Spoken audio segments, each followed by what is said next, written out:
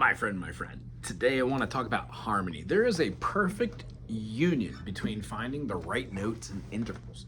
If we're playing through a diatonic scale, let's choose maybe the key of E. E major, F sharp minor, G sharp minor, A major, B major, C sharp minor, D sharp diminished, and then right back to our E. When we're playing these we feel the ability to hear our do, re, mi, fa, sol, la, ti, and do. Those 7 note choices are great. So when we're playing with the E major, Ionian major scale, I often think about the relative minor, C sharp minor, and then being able to build from the natural minor and seeing that all the notes we're choosing there are the same notes in the key of E major. Gives a little bit of peace. Playing with those dyads in the triad, the one that makes these two, really helps to pull together concepts like this idea that we're using 2 notes from the key of F sharp minor. We're using the 1 and the flat 3, and then pulling them back into the G sharp and the E would be referring to the 1 and 3 of E major. So feeling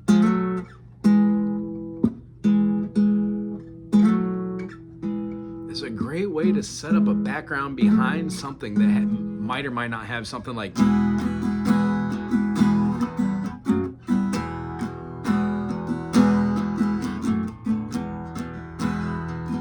know it's just a 2-chord type of progression, even almost a vamp like the beginning of a song. While one guitar's doing that, it always reminds me of like Loggins and Messina, or like maybe like a backing groove behind a Zappa tune. What I find is when you're listening to particular guitar players, you hear a lot of individual notation. Now, different players, different genres have different things.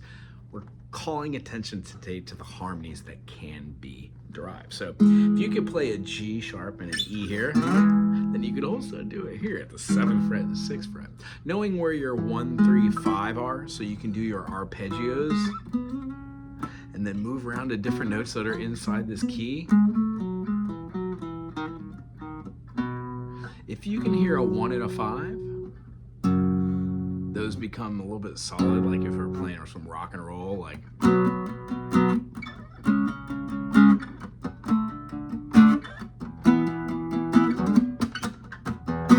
they give a little full feeling, and we don't have to have a major or a minor in there. They're just 5 chords. Those essentially are being able to play a 1-5-1. Do, so, do, 1-5-1. Great way to view those. Brings the 5th as one of our harmonies. Anytime you play 2 notes together, no matter what they are, you get a harmony. The only time you won't get a harmony when you're playing 2 notes together is if you're playing something called a perfect prime. Perfect prime would be able to be playing the same C note. So if I played, let's see here, E right here, this same E note is right there. Now on guitar, it'd be silly. However, on some instruments like the ukulele, you'll have like a high G string, and then you'll have the 3rd fret on the E string being the G. Meaning when you play a G on a uk, this note is the same as your open string, right? On a guitar, it's a D. Well, here's your D. That's an octave lower, but on a uk, you have a high G, so it's the same intonation. Knowing these harmonies brings a little bit of, I guess, not to do a pun or a double entendre, but it brings a little sense of harmony to the music or the sounds. So I'm just going to groove in the key of E, see how many harmonies I could throw between individual notations, and see if we can do some chord leading or tone leading with this concept.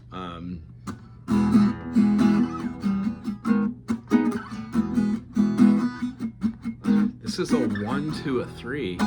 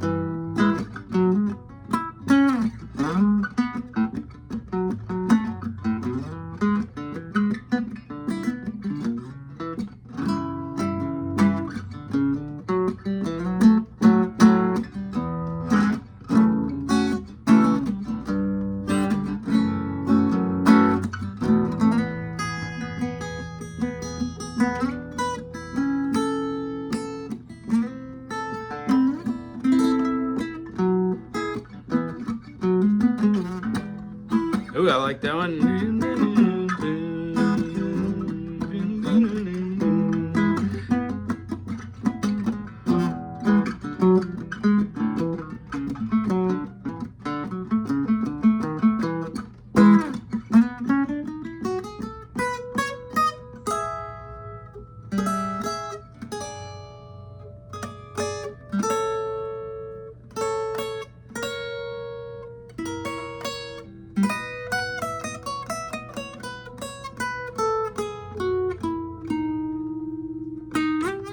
Ah.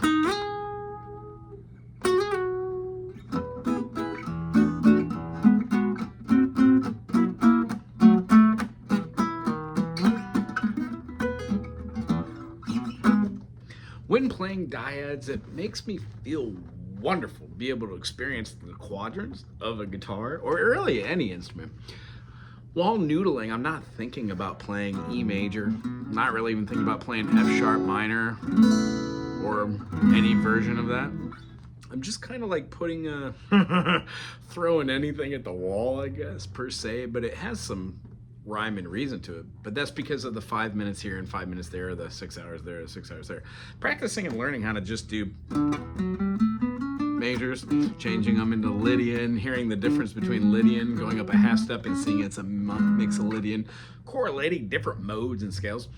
But, you know, that's another part of music theory. I think just really the takeaway from this is no matter what key you're in, hearing your 1 and 3 of one chord and then hearing your 1 and flat 3 of another chord, and keep those within the diatonic structures onto which you have that chord structure, and see if you can move through that and create some cool melodies that are over the top of that, but utilize a series of chords, not necessarily moving in function of going up and down as just triads, but hearing them as dyads is lots of fun. Remember those 2 notes that make up a triad, that give it the sonority, and or the opposite of that. If it's a major chord, the minor third. If it's a minor third, the major third. Being able to see music like with tertiary harmony and then be able to implement that into your soloing is a great first step for anybody like myself that's just kind of noodling around trying to get my footing, not taking myself too seriously and having lots of fun. So if this video effectively helped solve one little idea and you saw something which in your process allows you to open up or expand your fretboard knowledge and or your vocabulary musically, maybe check out the rest of the channel, why don't you? Anywho, my name's Wega. If you like it, thumbs up, put something cool in the comment section. We'll see you soon. Enjoy.